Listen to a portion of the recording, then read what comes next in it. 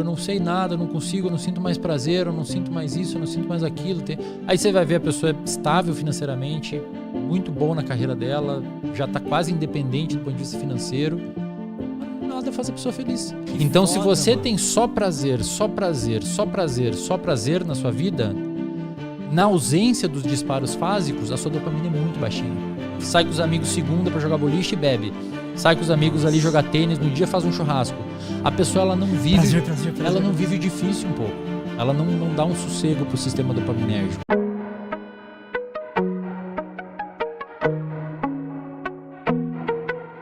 Você já deve ter ouvido falar, todo mundo já deve ter ouvido falar da dopamina. A dopamina é um neurotransmissor muito mal entendido. E aí vocês vão entender o porquê que eu cheguei a começar um desafio de 75 dias hard.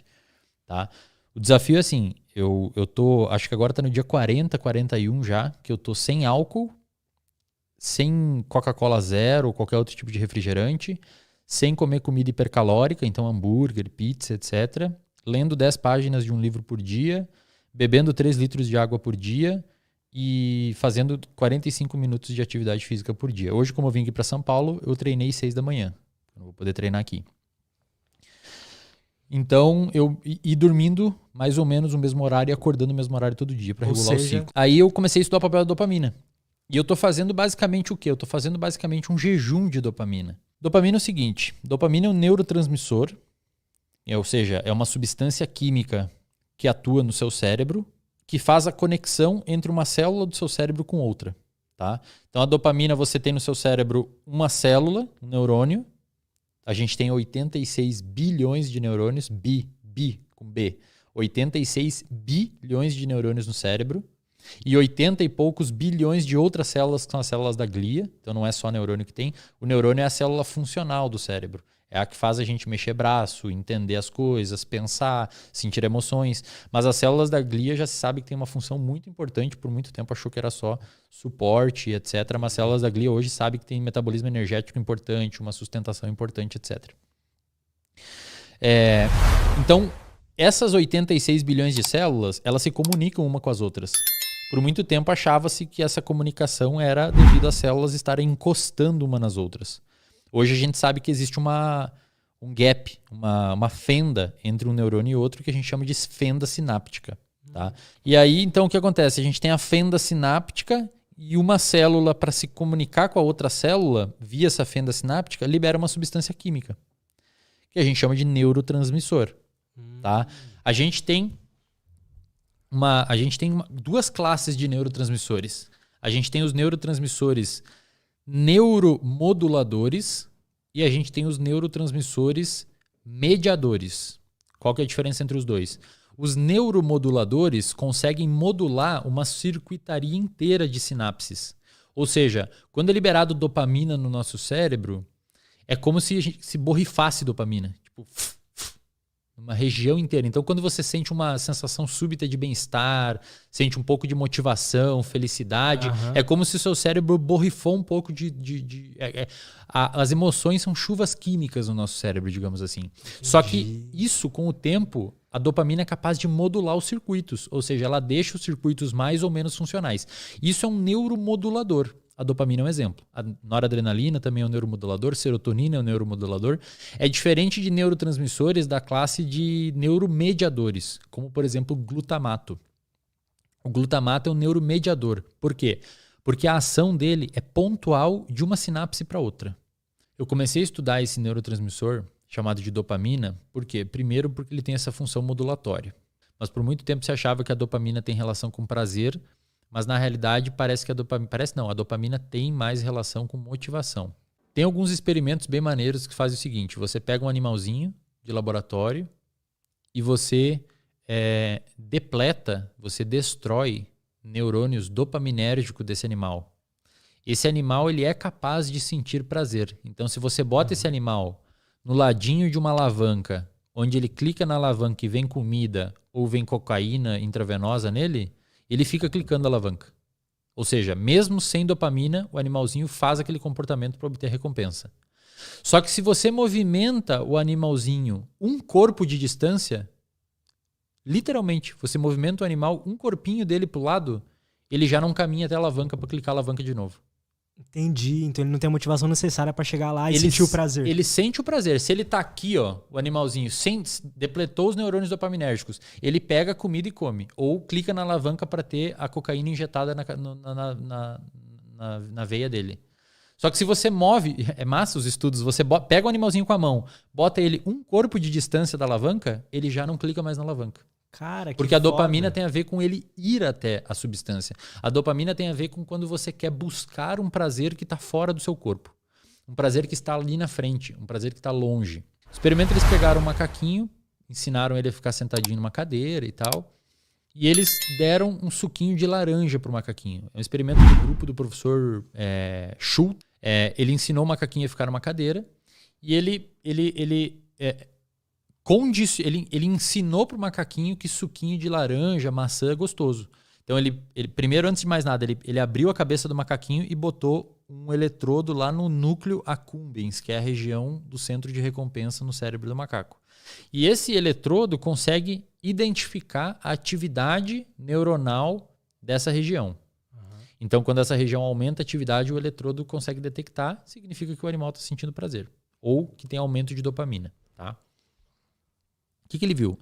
Ele pegou o macaquinho, deu um suquinho de laranja, um suquinho de maçã, ele viu que explodiu a quantidade de dopamina no cérebro do animal. O animal sentiu prazer. A dopamina também é sobre prazer, mas mais sobre motivação, porque você consegue sentir prazer sem dopamina. Aí ele ensinou o macaquinho que sempre que acender uma luzinha no teto, ele vai receber o suquinho. E ficou registrando na cabeça do macaco quando que aumentava a dopamina na cabeça do macaquinho. Então o que ele viu? Ele viu que quando o macaquinho enxergava que acendeu a luzinha no teto, a dopamina aumentava muito no cérebro dele. Quando ele bebia o suco, já não tinha mais dopamina. Entendi. Ou seja, quando o sinal do prazer chegou, a dopamina subiu. Quando ele sentiu o prazer e recebeu a recompensa, já não tinha tanta dopamina. É tipo o iFood. É tipo o iFood, é tipo aquela pessoa que tá assistindo um filme e vê alguém fumando no filme. Cara, quando você vê o gatilho, a sua dopamina explode. E a dopamina faz você pegar o cigarro e fumar. Quando você fuma o cigarro, talvez nem tenha tanta dopamina. Então a dopamina ela é sobre antecipar a recompensa, não sobre a recompensa em si. O que acontece, cara? A dopamina e o sistema dopaminérgico, de uma maneira geral, foi desenvolvida, à luz da nossa evolução, para viver num ambiente onde não tem tanto sinal dopaminérgico, onde não tem tanta disponibilidade de situações hiperdopaminérgicas como hoje. Que fica te estimulando o tempo inteiro. Exato. Então a dopamina, quando você abre um livro de neurociência clássico, você vai ver que o que eles usam para explicar a motivação? Comportamento de beber água, comportamento de comer, de se alimentar e sexo. Por quê? Porque a dopamina funcionou para isso durante a nossa evolução. A gente acordava de manhã nas cavernas lá e tinha que ficar motivado e preocupado com o que ia comer, se tinha água para beber ou se ia cuidar da prole, etc. Faz sentido. Hoje a gente não precisa se preocupar mais com isso. Inclusive tem alguns pesquisadores que argumentam que a sociedade hoje ela é tão deprimida e tão ansiosa justamente por isso. Porque o nosso sistema ele se desenvolveu para se preocupar com algumas coisas e hoje a gente não precisa se preocupar com tanta coisa. A gente não precisa urgentemente de coisas hoje vitais para viver. Via de regra, as pessoas têm coisas para comer. Via de regra, as pessoas têm água para beber e abrigo para dormir. E o sistema dopaminérgico ele foi desenvolvido para você viver num ambiente onde você sempre precisa estar engajado buscando alguma coisa.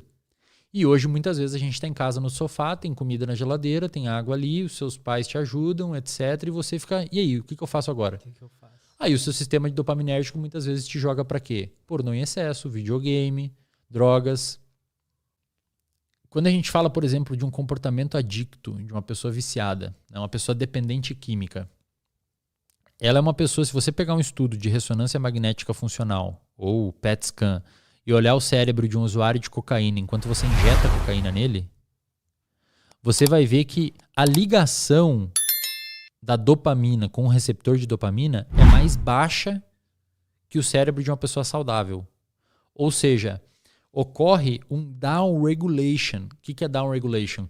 De tanto você bombardear o sistema com dopamina, devido ao uso da droga, ocorre uma adaptação para baixo do seu sistema. Então o seu basal de dopamina fica mais baixo. Entendi. É por isso que você sempre precisa ficar buscando aquilo. Por quê? Porque o seu basal está cada vez mais baixo e você tenta desesperadamente aumentar a sua dopamina com a droga, só que ele cai ainda mais. O nosso corpo ele se regula muito assim. Se você come muito açúcar, o seu pâncreas vai liberar muita insulina. E conforme você vai liberando bombas e bombas de insulina, a sua célula começa a criar uma situação chamada de resistência à ação da insulina. E a resistência à ação da insulina é mais ou menos por isso. O receptor de insulina sai da célula e você começa a não ter a ligação de insulina e não ter a entrada de glicose na célula. Eventualmente você desenvolve diabetes. A droga no cérebro faz mais ou menos a mesma coisa, Lutz. Jogos de uma maneira geral, cassino, videogame, etc. Às vezes interação social em excesso, quando você desesperadamente procura por aprovação social, comidas hipercalóricas. Existem alguns comportamentos que naturalmente vão aumentando os seus picos de dopamina. E o segredo é assim, imagina que o seu sistema dopaminérgico... O seu sistema dopaminérgico ele tem 2 tipos de liberação. Tá? Ele tem uma liberação tônica. O que é uma liberação tônica? Os seus neurônios dopaminérgicos... A gente tem relativamente pouco neurônio no cérebro que produz dopamina. É uma das menores vias de todas. A gente tem 5 vias descritas dopaminérgicas no cérebro, uma sexta que ainda estão descrevendo os neuroanatomistas e neurofisiologistas, mas tem 5 vias bem descritas. 3 dessas vias são particularmente importantes para o comportamento de motivação, vício, etc. Ou seja, a dopamina, além de te dar motivação subjetiva de querer... Tipo, agora eu tô com sede, porque eu almocei há pouco, etc. Eu tô com sede. Então a dopamina me leva a sentir a vontade de tomar essa água e ela também permite o meu movimento físico para pegar. Porque motivação e movimento tem muito a ver as duas coisas. Você geralmente, quando está motivado por alguma coisa, envolve um movimento físico. Isso tudo que faz a dopamina. E a gente tem relativamente poucos neurônios dopaminérgicos no cérebro. As outras vias são muito maiores. E ainda assim, olha o tanto que ela faz, cara. O poder que tem. É muito foda. Essas vias, a gente tem então uma liberação tônica de dopamina. O que é? Os seus neurônios dopaminérgicos ficam... A liberação tônica é assim, você fica tuf, tuf, tuf, tuf, como se fosse um coração batendo. Sempre liberando dopamina. Cronicamente, você sempre está liberando. O dia inteiro. O dia inteiro. E isso... muda de pessoa para pessoa. É por isso que tem pessoas naturalmente um pouquinho mais alegres, animadas, etc. E tem pessoas naturalmente um pouquinho mais deprimidas. Por quê? Provavelmente porque essa liberação tônica de dopamina, principalmente na via mesolímbica, provavelmente diminuída nessas pessoas que estão um pouquinho abaixo do normal de humor e aumentada nas pessoas que estão um pouquinho acima. Entendi. E na via mesocortical, que é a que vem para o córtex pré-frontal, essa liberação tônica, quando está deficitária, pode resultar em alguns transtornos. Por exemplo, TDAH. Esse disparo tônico, isso, presta atenção aqui, galera, isso que é muito importante. Esse disparo tônico dopaminérgico, tipo coração, buf, buf, buf, ele mantém um nível basal de dopamina no seu cérebro o dia todo. Sim. Só que tem os disparos fásicos de dopamina. Ou seja, buf, buf. O tônico mantém e tem os fásicos. Esses fásicos só acontecem quando? Quando você faz sexo, quando você precisa de comida, quando precisa de água, quando precisa de abrigo, quando você fugir de perigo, quando você joga videogame, quando você bebe álcool, quando você fuma cigarro, quando você vê pornografia, quando você toma muita bebida rica em açúcar, quando você come comida hipercalórica. Isso são disparos fásicos. Qual que é o problema? Quanto mais você der disparos fásicos dopaminérgicos, mais o seu sistema se downregula, vai para baixo, e aquele disparo tônico começa a ficar... Entendi. Então, foda, se você mano. tem só prazer, só prazer, só prazer, só prazer na sua vida, na ausência dos disparos fásicos, a sua dopamina é muito baixinha. E isso pode eventualmente resultar em anedonia. E é muito comum na clínica isso, Lutz. O paciente vem falando assim, putz, doutor, eu não sei nada, eu não consigo, eu não sinto mais prazer, eu não sinto mais isso, eu não sinto mais aquilo. Aí você vai ver a pessoa é estável financeiramente, muito bom na carreira dela, já está quase independente do ponto de vista financeiro, mas nada faz a pessoa feliz. Aí você vai ver a vida dela, A pessoa opera só na dopamina fásica. Sai com os amigos segunda pra jogar boliche e bebe. Sai com os amigos ali jogar tênis, no dia faz um churrasco. A pessoa ela não vive, vive o difícil um pouco. Ela não dá um sossego pro sistema dopaminérgico. Aí quando você tira isso dela, é quase como se uma pessoa que usa droga. Fica, obviamente, não no jeito que uma pessoa que usa droga, mas ela fica anedônica. Então, uma viagem com a família pro interior, num sítio que não tem álcool, não tem nada, perde o sentido. Por quê? Porque o cérebro dela gosta muito de dopamina. Ficou muito exigente. Desenvolveu tolerância. O contrário disso, então uma pessoa que escolhe sofrer mais, ajuda a manter esse basal um pouco mais alto também ou não? Ajuda, não necessariamente o basal um pouco mais alto, mas ajuda a pessoa a ser mais capaz de sentir muito prazer quando é submetido a alguma coisa simples. E cara, isso acontece, obviamente a gente está falando de extremos aqui, mas o nosso sistema dopaminérgico ele é mais ou menos assim, ele não foi feito para você ficar bombardeando ele de dopamina sempre. Não pode, porque se você ficar bombardeando ele com dopamina sempre, vai ocorrer esse downregulation dos disparos tônicos e você eventualmente vai ter mais dificuldade de alcançar o prazer com coisas simples. Então, qual que seria o grande segredo? O que a gente chama de reforços intermitentes. Ou seja, você não precisa ficar sem os disparos fásicos dopaminérgicos. Só faz isso com espaços de tempo.